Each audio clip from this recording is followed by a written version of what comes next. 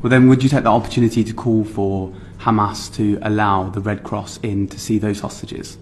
Absolutely, and also to Israel to allow the Red Cross to access Israeli prisons that have turned into mass murder of Palestinian prisoners and rape that has been very documented. And I have never seen a parliament except the Israeli Knesset debating if raping Palestinian hostages is legitimate or not. So we want to see the Red Cross in Gaza, we want to see the Red Cross in Israeli prisons, and we want to see the ICC implementing their arrest warrant in Israel and everywhere else. Then the full force of the law must be applied. So how do you apply it? Why do you apply the law? You apply the law also not only justice for the victims, but deterrence. You want to deter that mindset.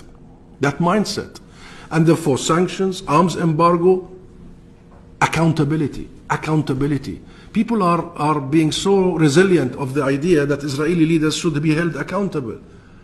We hear Western leaders, politicians saying that the ICC was not established for countries like the US or Britain or Israel. Seriously? So the ICC was established for the brown and the black and the yellow, not the white? This is a joke. This is the beginning of the end of the international system we built. That's why people of the South, people of the East, people everywhere are losing faith in that international system. That's why that system is under the biggest stress test you can imagine. So the answer to your question, honorable friend, is just apply the law. Put Israel under the law, not above it. And yet you hear Western politicians every single morning about shared values. Come out and tell us, come out of the closet and tell us, what are these shared values? That relationship needs to be visited, looked at, and then Israel needs to put exactly where it should be. If Israel wants to be a member of the UN, and you saw the Israeli ambassador to the UN shredding the UN Charter, literally shredding the UN Charter. If Israel wants to be part of the UN, part of the community of nations, part of the region, it cannot exist because it bombs the region. It has bombed Lebanon, it is bombing Syria, it's bombing everywhere. It exists because the region accepts it. And the region has offered Israel a formula of acceptance. That formula is very clear.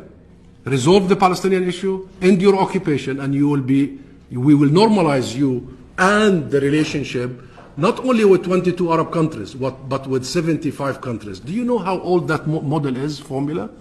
More than 25 years. Since 2002, 23 years. And it was completely disregarded. Because Israel wants to bypass the Palestinian issue. Israel wants to be normalized without resolving the Palestinian issue. Why am I going so long with this? Because I think the problem is not just Israel. Because, Israel is like any other state. If you can